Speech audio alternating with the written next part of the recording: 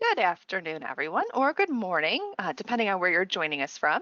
And welcome to today's webinar, Issue versus Crisis, Best Practices for Becoming Crisis Ready, a Cultural Approach. My name's Amy. I'm a member of the marketing team here at Perry Johnson Registrars Food Safety, Inc. I'll be facilitating today's webinar and offering some technical support to our speakers. Today, we're excited to be welcoming an industry expert to discuss today's topic, and we'll be introducing her to you shortly. But just before we get started, I wanted to go over a few housekeeping notes.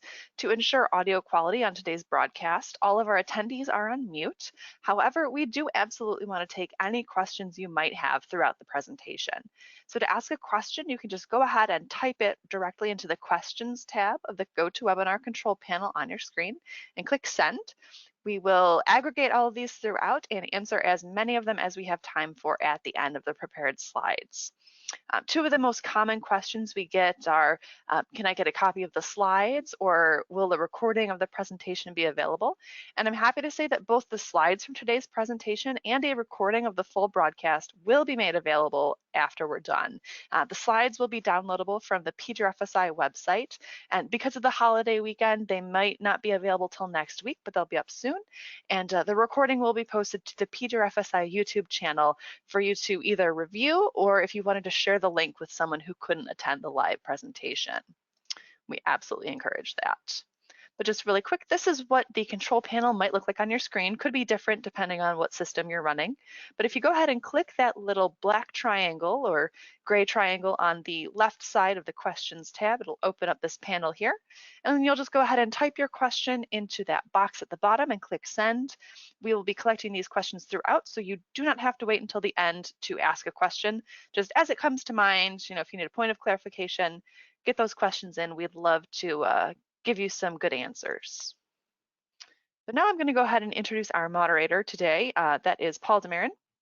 He is our Senior Vice President of Food Safety and Supply Chain, and he joined PGRFSI in January of last year and has over 35 years of experience in the hospitality, service, and retail agri-food sectors. Paul is a board member of the OFPA, that's the Ontario Food Protection Association, as well as an advisory council member with the George Washington University School of Business for their digital marketing certificate program. Before he joined PGRFSI, Paul worked for 17 years in the certification industry with clients in sectors from food safety and supply chain to brand protection and quality. Paul also worked for many years in management systems certification, and prior to that, Paul was a professional chef and a consultant for over 20 years. So Paul, I'm going to hand things over to you and you can take it away when you're ready. Wonderful. Thank you very much, Amy. I appreciate that introduction. Welcome to everyone. Thank you very much for attending today. We really appreciate your time, and I wish you all a happy early long weekend ahead. We had ours here in Canada last week. I'm very excited for today's webinar with Melissa Agnes. If you're like me, sometimes you may misinterpret issue versus crisis and often look to understand best practice in the industry, then look no further. We're really honored to have Melissa join us here today. I'm really looking forward to engaging with her as well as all of you. So let's jump right into our session here. And I want to tell you a little bit more about Melissa before she gets started. So Melissa is the founder and CEO of the Crisis Ready Institute. She's the creator of the Crisis Ready model and author of Crisis Ready, Building an Invincible Brand in an Uncertain World. Melissa is a recognized leading authority on crisis preparedness, reputation management, and brand protection. She has worked with NATO, the Ministries of Foreign Affairs and Defense, financial firms, technology companies, healthcare organizations, cities and municipalities, law enforcement agencies, global nonprofits, and many others. And she did that with helping them understand risk and build invincible brands that can withstand even the most devastating of events. A university guest lecturer, Melissa teaches crisis management in university courses around the world, including NYU, Columbia, and McGill. Her book and Crisis Ready model are globally recognized as having elevated industry best practice and are currently taught in dozens of higher education courses around the world, including at Harvard University.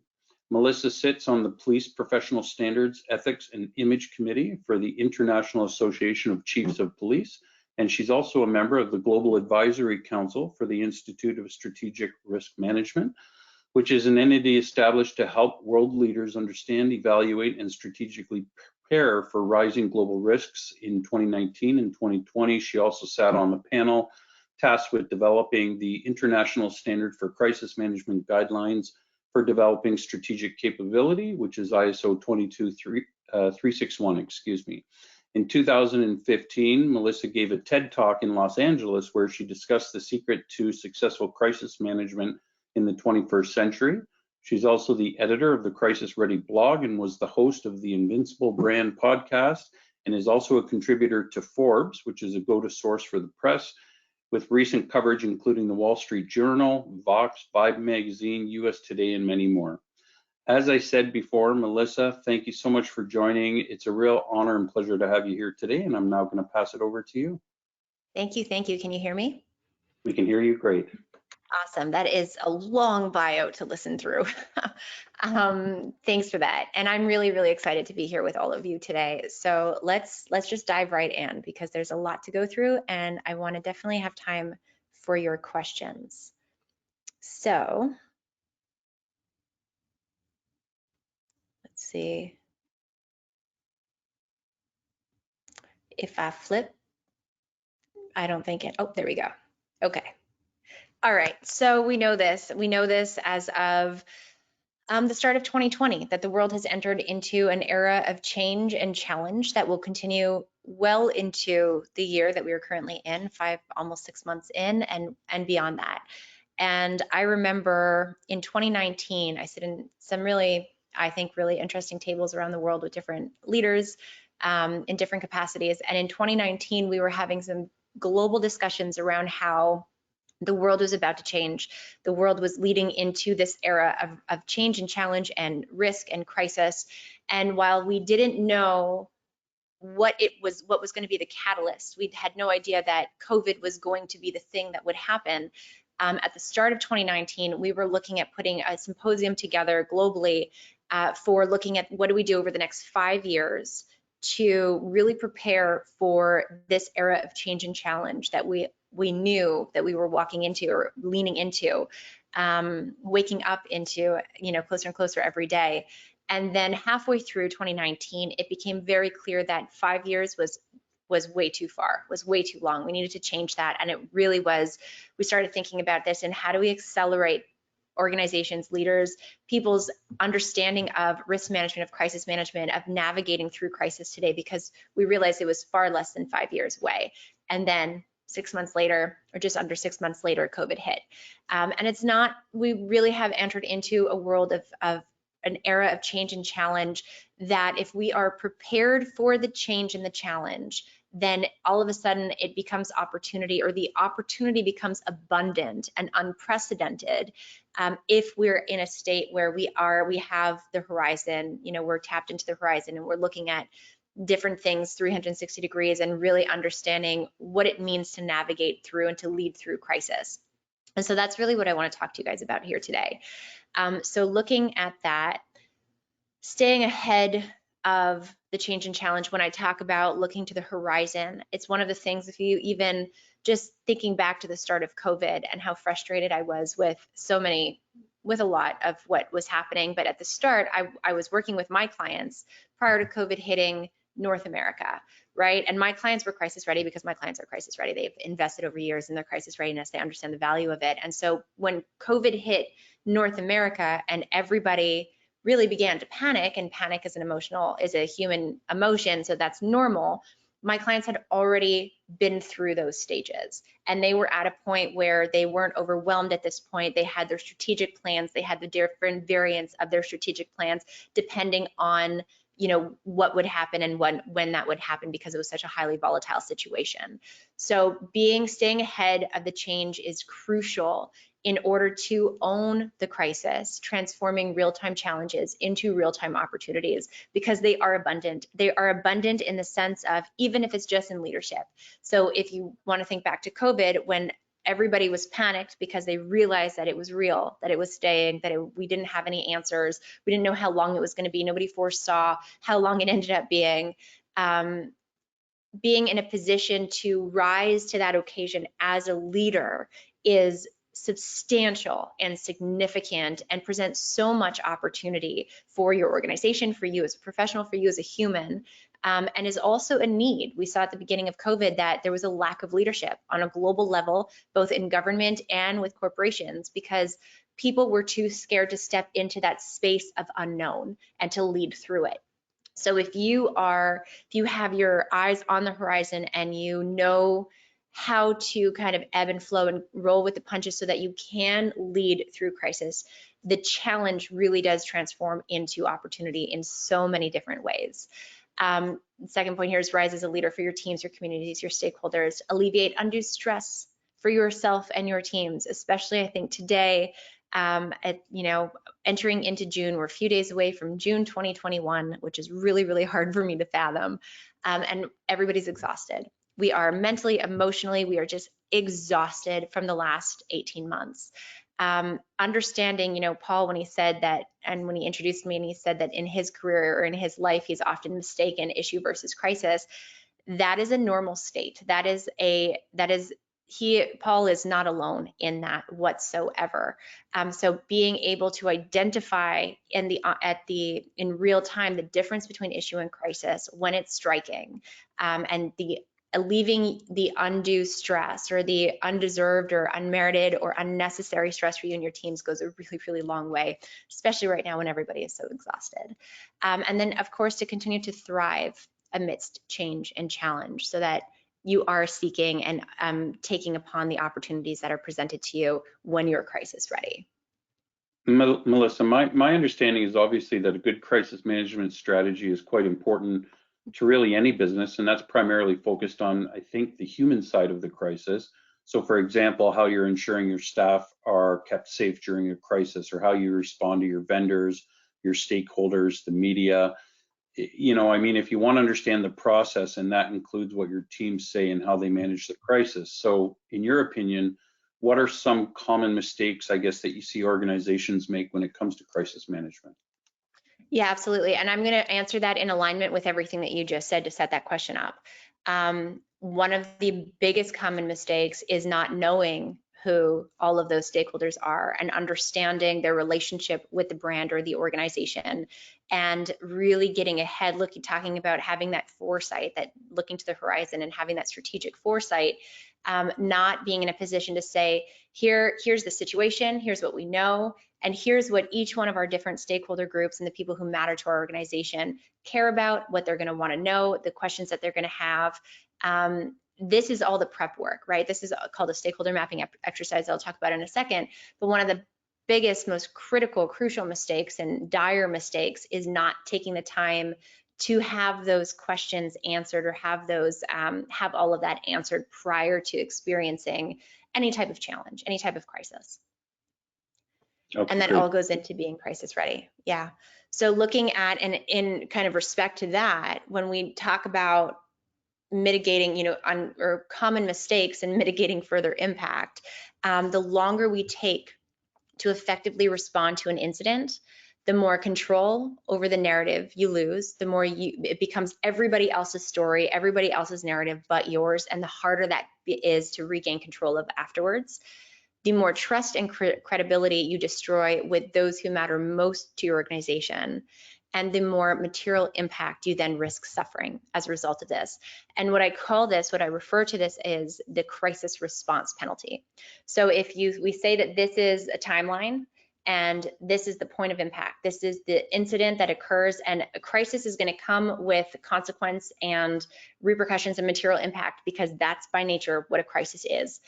Now, the longer you take to effectively respond to that incident, the more crisis response penalty you're going to suffer, the more you're going to see loss of narrative or loss of control or ownership of the narrative, more loss in credibility and trust, more material impact. So the crisis response penalty is avoidable. It's a needless mistake, and comes from not being crisis ready. The more crisis ready you are, and in answering your question, Paul, the more you can lessen this gap, the more quickly and effectively you can respond, and then you're dealing with the actual impacts of the situation. You're not causing amplified impacts due to your inability to respond effectively. And looking at that, when we talk about effective response, I'm always talking about two things that need to happen simultaneously and really, really well. And that is taking the right actions to actually manage the situation, no matter, whatever that situation is, and then to communicate effectively. And it truly is, the communication piece of crisis management is so critically important and plays such an emphasized role in that crisis response penalty, the CRP. One thing to note, or important things to note, is that everything you do and everything that you do not do is an action, just as everything you say and everything you do not say is a communication. And that's why no comment was never permissible, was never something that should have been allowed or gotten away with.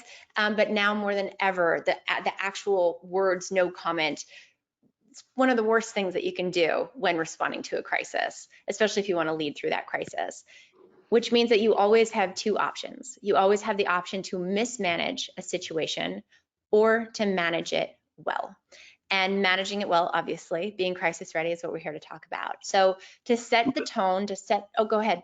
Yeah, Colin, sorry, I did have one question on that last slide there. To me, that looks a lot like culture in general. So I'm sure you're aware, and a lot of our audience is certainly aware of this, but food safety culture is extremely important in the success of companies' journeys today. It's been included in virtually all of the food safety standards now, as well as countless other standards around the world. So how do you really know that you're engaging in a crisis-ready culture in your business, or ingraining that in your business? It's about looking at tracking the wins and benchmarking, or having a way to, I'm going to say, track the impact, right? We're always looking at impact. So for example, I'll give you a really quick example. I had an organization contact me 5 or 6 years ago now, and when they contacted me, they weren't in crisis. They were very, very, very lucky. They had a near miss. They were very lucky that they did not have a crisis, and they called me after the effect, after the thing, when they realized the event, when they realized that, oh my goodness, we were not crisis ready for this, and in a worse situation, or in that situation escalating, it would have led to a lot of deaths. So it was a very, very potentially catastrophic situation that they got very fortunate, very lucky, and luck is not a strategy, right? And so we worked a lot to help them become crisis ready. Fast forward a few years, couple, 3 maybe years, where they gave me a call one day and they said, listen, Melissa, we just had an incident and we don't think that your definitions of issue versus crisis actually apply to us. And I said, okay, great, like, share that, right? Challenge me on this, like, let's evolve this together. And they said, well, we had an incident and here's what we did. And it wasn't, and you would have said that that was a crisis, but it wasn't a crisis. And I got the very, very blessed opportunity to say, you had a crisis that you instinctively, as a collective across your organization, between your CEO and everybody else, were able to flag, to identify quickly, and to instinctively de-escalate to an issue level, and then from there to a non-issue level, and then you gave me a call. So that, to me, and that's really hard to spot when you're in it, right? So they just said that was an issue, not a crisis. When they didn't, being in it, they didn't realize that it actually was a crisis, and that's how skilled they are now. So it really is, when you start the process of becoming crisis ready, you're going to look at where you currently sit on that spectrum of crisis ready.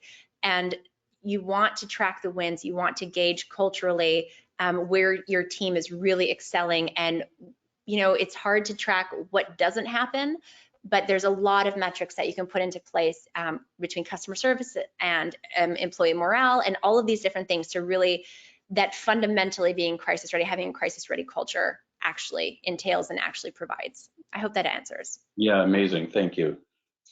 And on that note, I do want to set the stage on what it actually means to be crisis ready, because it's a term that I coined over a decade ago, and it means something very, very specific to me, because we're using this to elevate status quo to help every organization actually get to this point. So being crisis ready means that you have an entire organization. It is not about having a stagnant crisis management plan or crisis communication plan that sits on a shelf that waits for you to be in crisis and you think for whatever reason that that's going to help you. Anybody who had that prior to COVID, at the onset of COVID, quickly realized how much that did not serve. So for me, for the Crisis Ready Institute, what it's all about is ensuring that every single member of every single team and department within your organization understands intrinsically how to identify risk at its onset so that you have the opportunity to respond effectively, minimizing that crisis response penalty. They understand how to properly assess and categorize the risk. So we're going to talk about, is it an issue? Is it a crisis? What does that mean? A crisis for one organization does not necessarily translate into a crisis for another organization. What's a crisis for your organization? And when a risk is detected, does your team, the person who detected it, do they know what to do with that? And then from there, effective or successful crisis management, a successful crisis management usually means that you're going to de-escalate the situations quickly, and you're going to suffer the least amount of material impact. This is all absolutely, part of the objective. For us at the Crisis Ready Institute, we go a step above that, and we say that we want, no matter an issue or crisis, in any type of negative or unwanted event, that you want to come out of that with increased trust and credibility with those who matter most to your business in the brand. To me, that's where that invincible brand comes in. It's, if no matter what happens, you're blindsided by something, you make a mistake, no matter what the context is, if you can manage a crisis or an issue in a way where you are strengthening your brand equity, you are strengthening your trust and your credibility and your reputation with those who matter to the business, then you really are in a position of having an invincible brand. And so to me, to us, that's what it means to be crisis ready. And that's what we're constantly striving to do. So it's not just about having the crisis management plan. It's really, really about ingraining a crisis ready culture that, in answering your question about how do you know if you have this culture, you're going to see the rewards, the benefits, the direct ROI of this investment and this work way outside of crisis. And you're also going to be less prone to crisis and to issue because you're so crisis ready. And so fundamentally, what it means, what it comes down to is having a culture that has the right mindset, the right skill set, and the right capabilities. And so mindset is, the lens through which you choose to see a negative event is directly going to impact the actions you take, right? You can see it as a negative event and you can take it this way, or you can take it this way. You can see it as an opportunity and take it another way. So your lens directly impacts your actions, which directly impacts the results. And so how are you leading your organization from no matter what position you currently sit in, with the right mindset, with the right lens in context of coming out of any type of negative event with increased trust and credibility, with stronger relationships.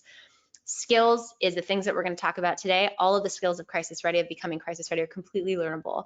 There is nothing extra special about me. I just have a natural skill set that I'm able to communicate with other people and to help in these types of crisis situations.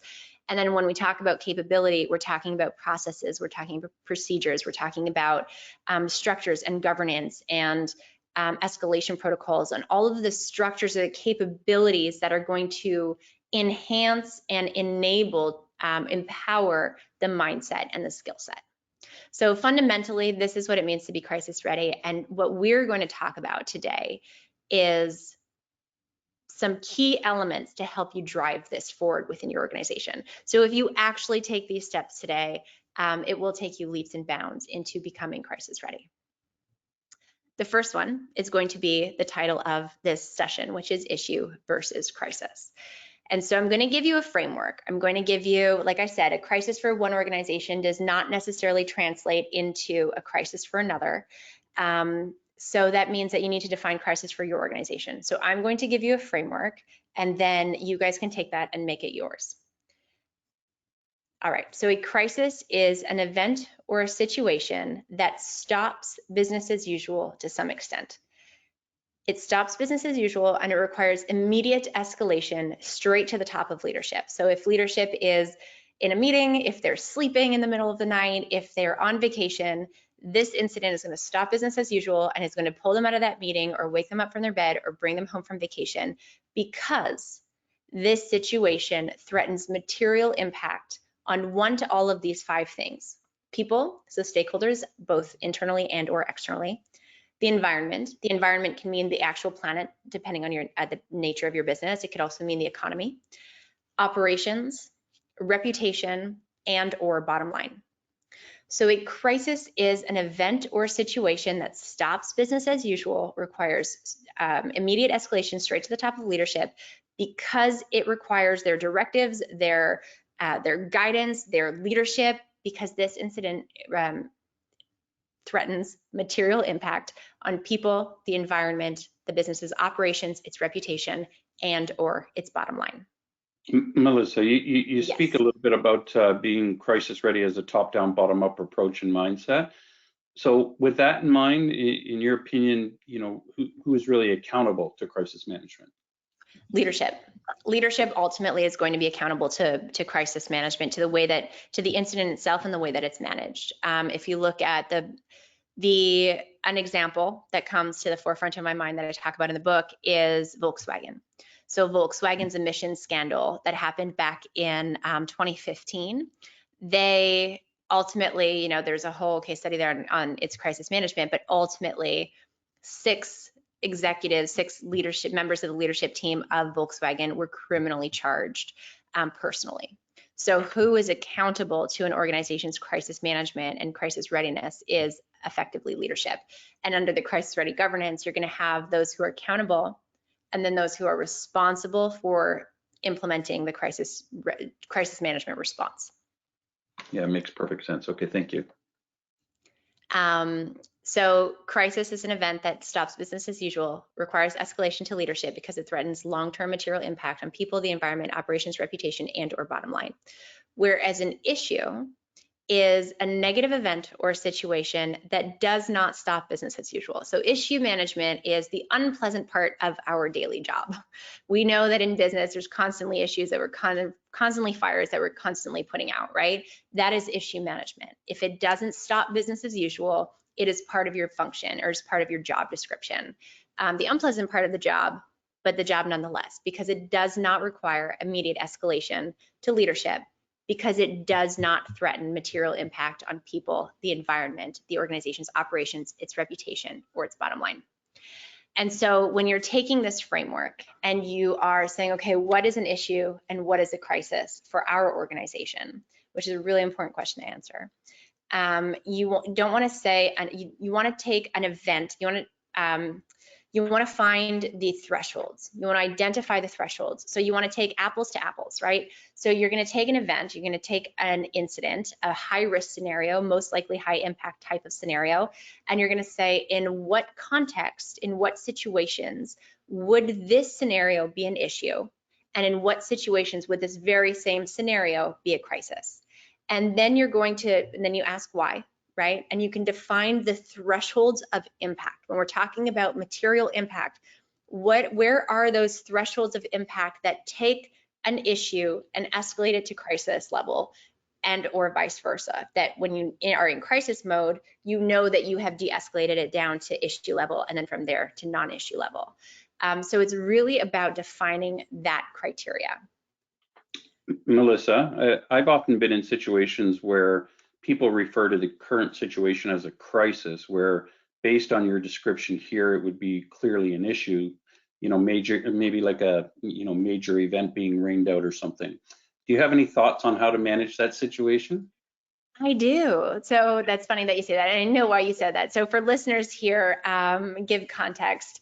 Today is the airing of the reunion of Friends. Yesterday, I was meant to be at the pre-screening in New York City where I live. And on the car ride over, we got the call that the event was canceled due to rain. And for me, I just think that this is ridiculous. I'm thinking they'd let an issue become a crisis, right? So you're walking through the impact and you're walking through, to answer your question, Paul, it's really about at what point would rain become a crisis, right? Rain could become a crisis if it was going to take place on a rooftop on Pier 17, like on the water. And rain could become a crisis if it started to become like a monsoon, right? Or massive thunder and lightning, right? Then people are at risk. Then that could become a crisis. And again, we have to define crisis.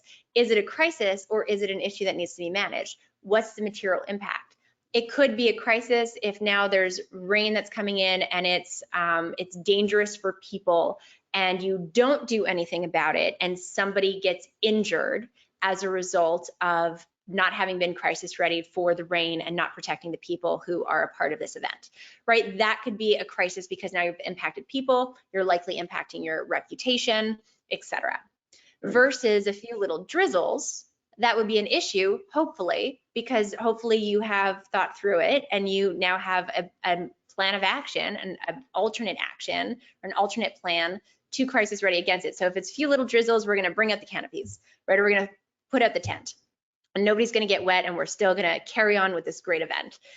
Now, what this venue did, what the event did, was they turned, in my opinion, an issue into a crisis by they over-dramatized, I won't say it was a crisis, they over-dramatized an issue by allowing a few drops of rain to cancel an event that over 200 people were very much looking forward to. Right. So looking at, and this is why it's so challenging too, you know, in our crisis ready coaching programs, it takes months for leaders to really truly grasp the difference between issue and crisis, and it's really about finding those thresholds of impact. Thank you. You're welcome. Opportunity in issue management. I want to take a second to really talk about this because I said earlier that we always have two choices, right? We can mismanage an incident, we can manage an incident well. The opportunities that come out of managing an incident well, the opportunities that come out of having a team that can take issue management, because issue management, like I said, are those fires that we have to put out all the time. It's part of regular course of business. But every single issue presents an opportunity. Every single issue comes with the option of a disappointment or a loss of a customer at like retention or at its worst, or something of negative, kind of planting a seed of doubt in the brand, right? Or it can be an opportunity for that customer or for whomever is involved in that issue management to walk away and go, wow, was I ever taken care of? They really showed me that they cared. So there's so much opportunity in choosing the right mindset and being able to effectively manage even the smallest of issues. It strengthens your team's skills so that in crisis, they have more honed and more dedicated and more intrinsic skills for managing crisis. It amplifies trust in the brand, one person to one person or one person to brand, as well as masses to brand, depending on the situation. It builds competence and empowers confidence, which is one of the biggest lacks that I see in crisis management with those who aren't yet crisis ready. And it continues to shape the right culture. So Paul asked earlier about, you know, how do you know that you have you're really leaning down the line or down the road of really having a crisis ready culture? Through your issue management is a really great way to know that. How are issues managed? What is the lens? What is the mindset? How is your team empowered? How are they acting on that empowerment? What is the result of every little minor issue? And is that a cultural response within your organization, or is that a one-off? So the opportunity in issue management, it can't always be about crisis, because hopefully crisis happens very, very few and far between, but issues happen all the time. And there's such an opportunity for your business. And then speaking of that, and speaking of hopefully crises being few and far between, right now on the back end or coming out of COVID, we're about to be in June 2021, there is so much that you can learn from the last year that you should learn. We can't let the learnings, the lessons, the experiences of the last 18 months go on. We can't just put them to bed and move forward. That will serve no good. So taking the time to have an exercise with your teams that say, you know, was COVID an issue or a crisis for your business? Did you think it was an issue and then it turned out to be a crisis? Did you think 15 months ago that you were in crisis and now with hindsight and retrospect, you realize that it really was just an issue? What was your lens back then and throughout the management of COVID, and what can you learn from that lens moving forward? What were the defining criteria that either made it an issue or a crisis? Defining those criteria, defining those thresholds is so critical. That exercise, talking about embedding these skill sets, undertaking that exercise gives you so much empowerment in the midst of an issue. So Paul said earlier, you know, sometimes I think an issue is a crisis and that's how it feels and that's how I act on it. That is the majority of people. So the more that you train yourself to say, but what was it an issue? Was it a crisis? Why was it? What were those thresholds? That's training a skill set within you that in the heat of a moment, you now have that skill set and you'll start to do it intrinsically. At what point did it escalate or did it de-escalate from one to the other? Again, that's defining those thresholds and really truly understanding them. If it were to happen again, would it be an issue or a crisis? And let me tell you, if we have another pandemic, it can't be a crisis. We need to learn from this one. There would be no excuse or reason or excuse for another. You can't experience the same thing twice and say both are crisis, right? Crisis is highly volatile. It's usually unprecedented. It's a new circumstance. Experiencing it twice and calling it a crisis twice or having it be a crisis twice would be shame on whomever that is and whoever let that happen. And then what are the opportunities? So again, mindset, finding the opportunities that emerged from COVID for you, your team, your business, your industry, your stakeholders. What were those opportunities? And I think that right now, personally, it's really, really important to find the opportunities, to find the silver linings of, oh, hey, COVID was awful. This is one of the things that came out of it that will keep because this is a good impact. This is a good opportunity. This is a good repercussion. We all need to count those wins right now. All right, let's get into the next kind of little round of skill set that is critically important for your crisis ready success. And that is understanding how to get ahead of emotion, because crisis is highly emotional. Typically, it's a highly emotional time that's either triggers fear, it triggers anger or outrage, it triggers sadness. Whatever the situation, the emotions when managing through crisis are very, very high. And it is extremely challenging to overcome or to pierce through the emotion to the logical side of the brain, right? The rational side of the brain. One of the crisis ready rules is you cannot beat emotion with logic. The way that I see it, the way that I kind of visualize it is no matter what, no matter how logical or emotional we are as individuals, we're also human beings, and human beings are highly emotional beings. And what happens when our emotions are triggered, especially our negative emotions, sadness, anger, fear, that it clouds the emotion clouds logic. It clouds, so I kind of see it as your heart being the emotion, the left side of your brain being logic. Emotion clouds judgment. So it creates the heart creates this cloud that makes it very, very hard for rational thought to really get through. Rational thought gets compromised when emotion clouds judgment. People become more challenging to reason with as a result. The most rational people, they're human beings. If they're fearful, if they're scared for the lives or the lives of their loved ones, it's going to be really, really hard to resonate with them and to get through that fear so that you can actually guide and direct them. The situation, as a result, can quickly escalate and spiral way out of control. That's where mass panic comes in and the impacts of that. And emotion can amplify the challenges of issue management and crisis management. So emotion is always a massive risk and an amplifier, a risk of being an amplifier in times of crisis. So what I want to do with you is I want to hopefully or help to strengthen the skill set so that you know the technique. There's a crisis ready formula for when you are leading through crisis and you are leading through crisis with people who are in a highly emotional state. How do you lead them? How do you guide them? How do you communicate with them in a way where it actually resonates and lands, and you get through the heart to speak to the logical side of the brain so that they can hopefully feel a little bit less of the negative feelings that they're feeling, right? You're helping them overcome those, and the important directives and leadership and guidance that you need to be providing to them actually gets heard rather than getting resisted. And there is a crisis ready formula for helping you do this. Let's see.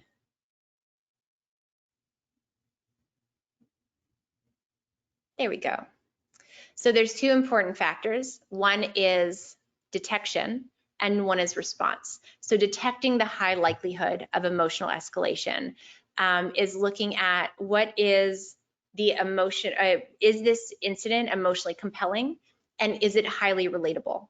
Because if you feel it, and you know that by sharing it with others or sharing something with others that they're going to feel it and they're going to relate to you, then likely you're going to either hit share, something that's going to go viral, or it's going to create that mob mass mentality. So being able to detect that and then being able to respond to it. And I really want to zone in and focus on the response. So there's a crisis ready formula for responding to highly emotional situations. And you can use this formula not just in your issue and crisis management, but in all of your communications with each of your stakeholders, as well as your loved ones and your interpersonal relationships. Because it's true, you know, people ask me all the time, how is it possible that I've worked across so many industries and sectors and globally? And the answer is because every single business has one thing in common. It doesn't matter if you're a law enforcement agency, if you cater to pets, or whatever, if you're a restaurant, we all have one thing in common, and that is that we serve, we cater, we exist as organizations to serve and cater to human beings. So crisis management is about, essentially it's about doing right by the people you serve when it matters most, when you're put to the test.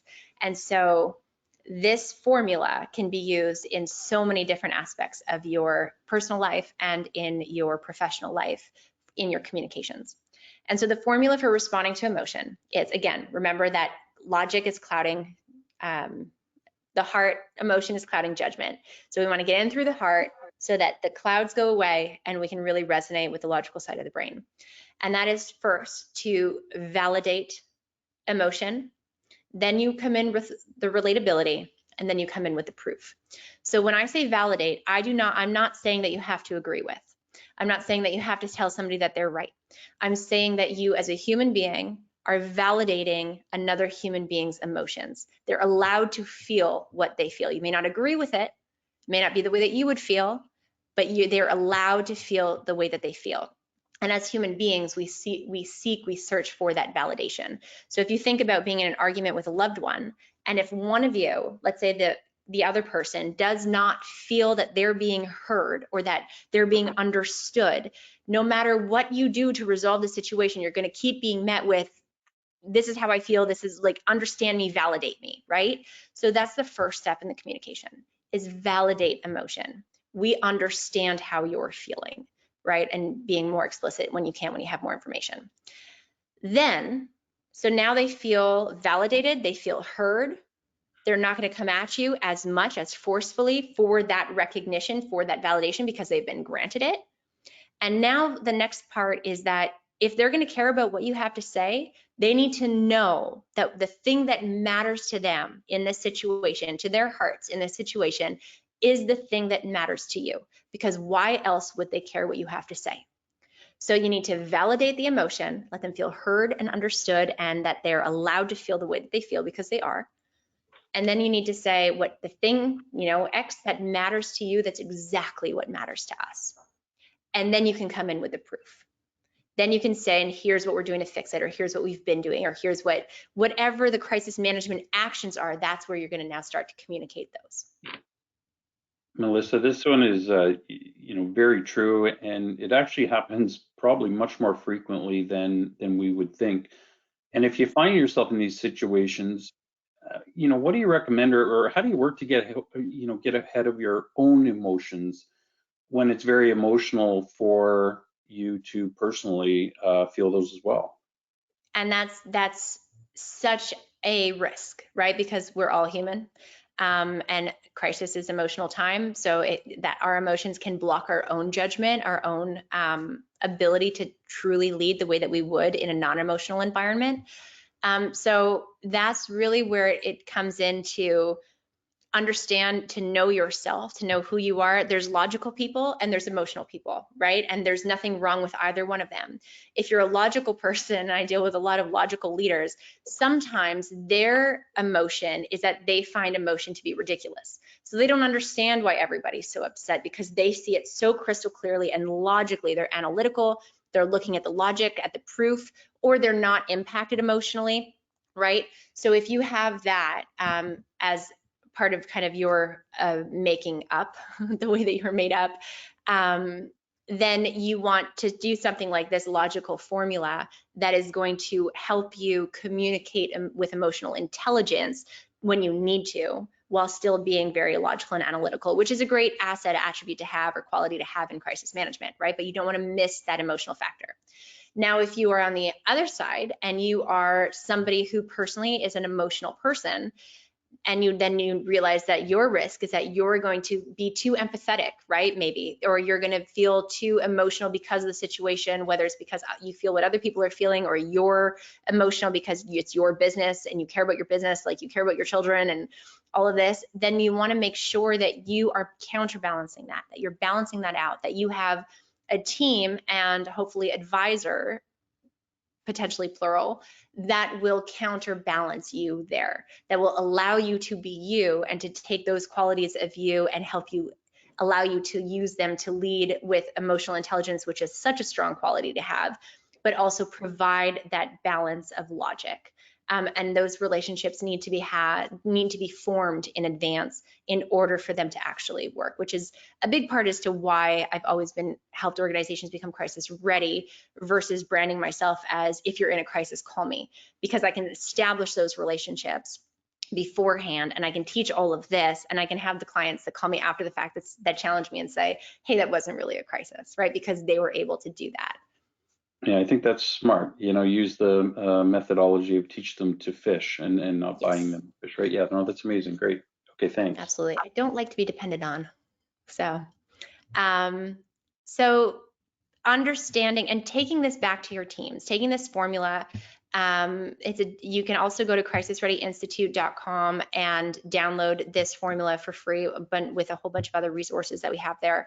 But taking this back to your teams, and Paul asked earlier, but how do you know if you're really ingraining crisis ready culture? This is one of those ways. What are the communications, your internal and external communications, not just in issue management, not just in COVID or in crisis, but every day? Are you speaking with that validation, relatability, and proof? And are you honing this skill set for yourself and for your team? Because again, remembering that being crisis ready, having a crisis ready culture, means that every single member of your team is able to intrinsically identify risk, assess its material impact on the organization. Is it an issue? Is it a crisis? And what do we do with it? And then they're able to respond with emotional intelligence, so that you are coming out of any type of risky situation with increased trust and credibility from or by those who matter most to your business. Before we get to questions, I don't know if I can still, I'm trying to switch the slide over. I think Amy was having a few technical difficulties. I'm just going to see if I can switch it for you. Okay. Just an issue. Yes, of course. Yes, just an issue, not a crisis. Well, while you get to this slide, I wanted to share some resources. So there's two resources that I want to share with everybody who's listening here, if this resonates with you. The first, I don't remember which slide is first. So, can you guys still hear me? Yes, we can hear you. Okay. Can you hear us? Oh, yes, can hear you. Okay, you so I'm not sure which one is going to come first. Which slide are we trying? Going to, it'll say something about crisis ready resources or resources for your. Here you are. Back to. Okay. There we go. Thank you. Two. So there's two resources that I wanted to share with you. The first is called the Crisis Ready Community. So it's crisisreadycommunity.com. And at the end of 2019, prior to COVID, I realized that I had this amazing network of professionals. Do you want to go back to the Crisis Ready Community slide? I realized that in the control the slides again now. If you try, there you go. It's gonna let me do it. So in 2019, I'll keep talking. In 2019, I don't know why it's not working. There we go.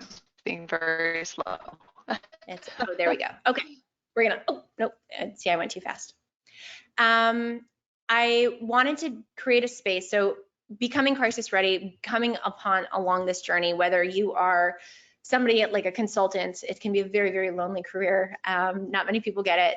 And also when you're tasked with this within your own organization, it can be very challenging and very lonely and very frustrating because it's really hard to get the buy-in and support. It's really hard to, when your boss comes to you and says, hey, we need to be crisis ready, or we need a crisis management plan, go do, and you've never done this before, there isn't a space yet, or there wasn't a space that really could bring all kinds of different diverse people from different backgrounds, from different experiences, from different aspects and areas of crisis ready into one place where we could continue to learn together, we could challenge status quo together, and you could tap into and say, hey, this is what we're seeing, or this is what we're dealing with.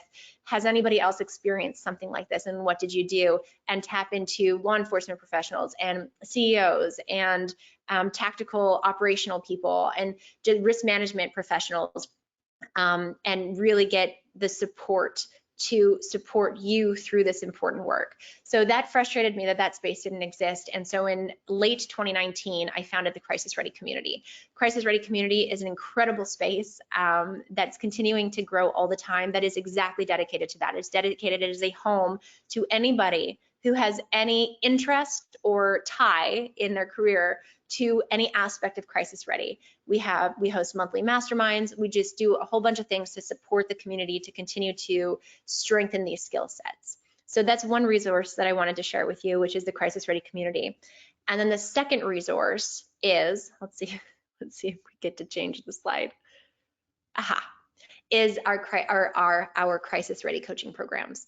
So this is a very small snippet of what's involved in being crisis ready and how to really build out a crisis ready program that then gets ingrained into the culture of your organization. And there wasn't an organization. For one of my differentiators as a consultant, when I was a consultant, was I didn't go into a company, go out and come back and hand over a crisis management plan. As I said at the start of this presentation, that doesn't serve, I don't understand that concept at all. Instead, it was a process, it was a collaboration together where it was a transfer of knowledge. You know your industry, you know your work, I know crisis management, I know crisis readiness, and it's a transfer of knowledge so at the end of it, you or a member of your team has helped create your crisis ready program, and they own it to start building it out into the culture of the organization.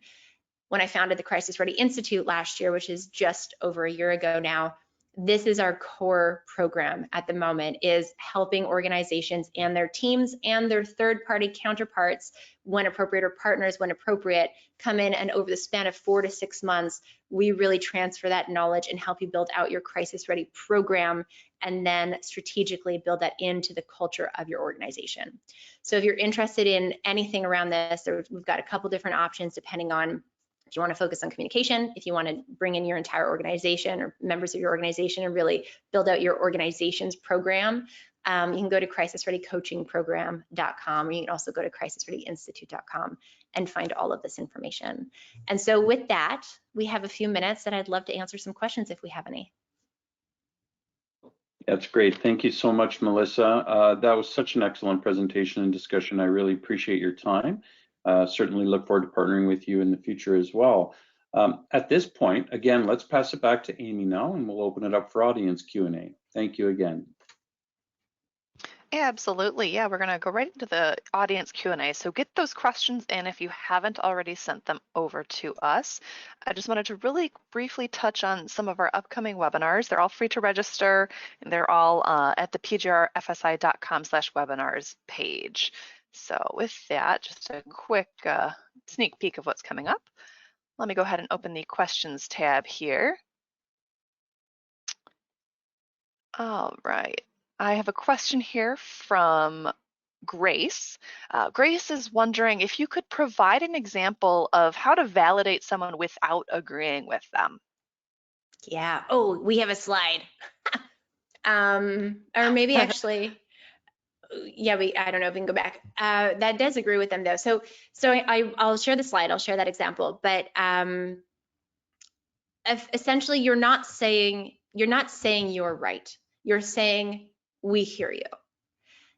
You're saying I understand how awful this must be, or I understand how you feel. I understand what you're feeling. You're not saying I feel like that, or I agree with you, or you're right or you're wrong. You're literally just helping them feel heard and seen, and as though that they themselves are valid enough to be heard and seen. So I hope that that answers. If you want more, or if you have a secondary question on that, just type that in and I can go deeper. But essentially what I'm trying to do is I'm trying to communicate how your communications are trying to land, how you're making people, helping people feel through the words that you're either saying or writing or speaking. Which slide did you say that was on, Melissa? The It example was, that you just mentioned? yeah, it was after the if you have any questions, but we don't, if there's more questions, and this one actually does. I understand. Yeah, and it's a longer story. If there's no other questions, I'll tell the story. Oh, But it was that one. Okay. There's one other question that I'll get to really quickly. This one is from Mario. Mario's question, it's a multiple part question, so get ready. Okay. Mario's wondering how to be ready to respond to a crisis. Procedure is okay, but training and practice is a key element. How do we practice for crisis? Maybe a mock recall or a mock crisis? So absolutely. So chapter 9 of my book, Crisis Ready, is all about how to do this. So I'm a big fan of simulations. There's a difference. So there's some consultants, some people conduct tabletop exercises, and a tabletop exercise is basically you have a facilitator. So you'd have somebody like me, you'd have your leadership team or your department, depending on what you're doing, sitting around a table, and the facilitator would say, okay, this has happened. What would you guys do? And a conversation ensues. We would do this, or we would do that, or we'd think about this, or this is what would happen. Those are a great initial starting point. If you want, again, more resources, more free resources, if you go to crisisreadyinstitute.com, you go to resources, we have a whole bunch of crisis ready rules that come from the book and have been built out since the book. But those are meant as initial discussion points. So bringing that to your team and really kind of starting to trigger those thoughts of further analysis and understanding and awareness and team collaboration. So that's an example of a tabletop exercise. That's not what I do. I've never really done the tabletop exercises because I feel like they're not practical enough. They don't really hone those skills and build that muscle memory that we need in order to actually be crisis ready. And so that's where simulations come in. Simulations, the way that I've always conducted them, are usually about 3 hours. I like to do them in the morning. They're about 3-hour scenarios that end with an hour-long debrief over lunch. And then, more to come afterward, report and next steps and stuff. But a simulation is, instead of the facilitator saying, if this, what would you do? And let's talk about it. They're saying, this has happened, or a call is called into the room, or somebody sees a tweet, like in a simulated platform where it's a safe and controlled environment, they see a tweet and they go, oh my goodness, this has happened. And now everybody doesn't just talk about what they would do, they actually get up and do. And so these exercises are phenomenal. They're phenomenal exercises in testing the program. I never say testing the people, testing the program and honing the skills. Because one of the things that I have been known to say is you never want to experience a crisis, but when you do experience a crisis, you want to have had experience.